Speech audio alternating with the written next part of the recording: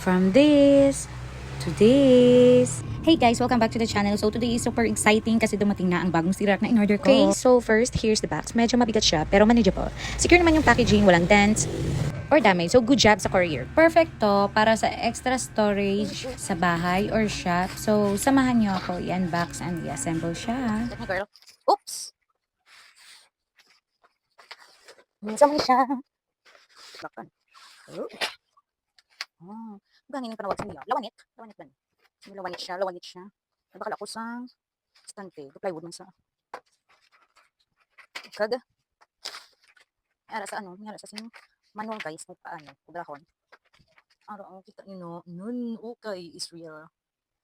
Before tayo mag-assemble, quick look lang muna. So far, legit yung product, so deserve niya yung price. So powder-coated finish, hindi manipis, and matibay naman. This one is a 5-layer rack, kaya perfect dun sa pinakita ko sa inyo. So you can use it for pantry, stock room, or display, depende sa inyo. Yung pinakita ko sa inyo kanina na rack, galing pa yun sa Sanyang. And believe it or not, 5 years na yun sa amin. Super tibay niya ha, pero recently, hindi talaga niya kinaya. Napasa rin kasi siya ng ihi ni Chloe, so kaya yun, medyo napilay. Na yung frame, naging unstable na, kaya naisipan ko na bumili na talaga ng bago. Mas matibay and mas bagay na rin sa setup namin yun. Kasi nga, yung shop namin is maliit lang, so kaya dito kami nag-stock ng mga supplies namin dito sa kwarto. Sinunod ko lang yung instructions na nakalagay sa manual. So ayan, nakala ko nga hindi siya mataas, kaya sabi ko 5 layers ba to? Paano to? Ganun. Ako lang mag-isa yung mag-a-assemble, di na kasi ako makapaghintay. Nababad trip na kasi ako sa sa kalat ng gamit namin. You know naman, independent woman kasi ako, charis. Anyways, nung una, hindi ko pa gets kung paano gawin. Pero eventually, natutunan ko rin naman. Walang mahirap kung gusto mo talagang matuto. Push lang. My all-time favorite saying, ito talaga yung pinaka-paborito ko na ina-apply ko pa rin hanggang ngayon sa sarili ko. Nagkamali pa ako dyan, pero carry lang, part of learning. Ganon talaga yung buhay-buhay, magkakamali tayo, pero kahit ganon, try pa din uli. Kung hindi ka nagkakamali, ibig sabihin si Lord ka na, charis. Diba? So ayan, malapit na ako siguro matapos, charis. Sobrang dami na talaga naming tambak na gamit, kaya napilitan na rin akong palitan yung luma naming rack. Hindi na talaga kaya. Lalo na at dumagdag pa yung mga stocks ng small business namin, kaya sobrang kailangan ko talaga ng bagong rack na matibay at spacious. Di ko na nga alam kung kwarto pa to o bodega na, charis. Kaya ayan, still rack to the rescue para ma-organize ko na lahat ng kalat. Gamit pala. Maliit na kasi yung space na kinuha ko para sa small business namin. Kaya hindi na rin kasya mag-stock ng marami dun. Kaya kailangan ko talaga ng extra storage dito sa bahay.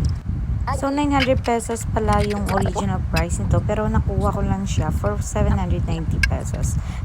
Kasi may voucher pa ako sa Shopee. Sulit diba? Para sa akin sulit na to kasi wala ka namang mabibili na heavy duty talaga na ganito yung presyo.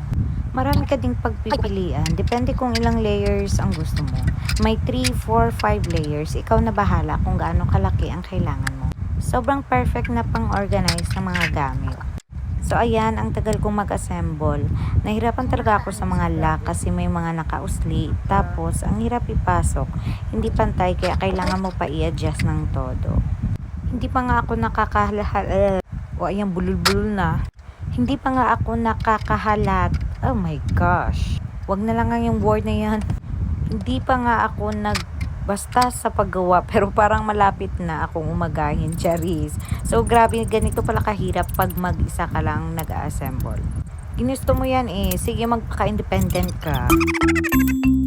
Sobrang tagal ko sa isang side, pero nung sa kabila, ang bilis ko na, kasi gets ko na kung paano gawin. So, ganun talaga, mahirap lang sa umpisa. So, ayan, sana more unboxing pa next time. Uy, naganahan na ang persona. Add to cart. Balol na naman yung persona na to. Add to cart is real, cherries. Malapit na ako matapos. Kunti na lang guys. Seryoso, ang saya ng feeling kapag unti-unti mo nang nakikita yung progress. Push lang, konting tiis, konting hila, konting lakas ng loob. Parang tanga, cherries. Medyo feeling engineer na ako dito ha. Next level na, itaas naman. So, meron pala tong lock para sa itaas na extension ng steel rack. Mukhang carry bells naman. Ayan, sinisecure ko lang yung mga parts dito sa ilalim. Kasi ito talaga yung magbubuhat ng lahat ng bigat na ipapatong mo. Kaya dapat mas matibay itong base part. Pero in fairness, ang tagal ko talagang mag-assemble. Like, akala ko 30 minutes lang. 2 hours later, andito pa rin ako. Tapos 6 minutes yun lang mapapanood. O, diba? So, ayun, surprisingly, ang satisfying pala mag-assemble. Nakaka-stress sa simula, pero pag nakita mo na yung progress, worth it. So, para sa akin, this is one of the best small investments para sa small business owners na may limited space. So, sturdy, space saving, and super solid. O, ano pa yung hinihintay mo? Mag-add to cart ka na dyan, Charis. Peng-peng ko.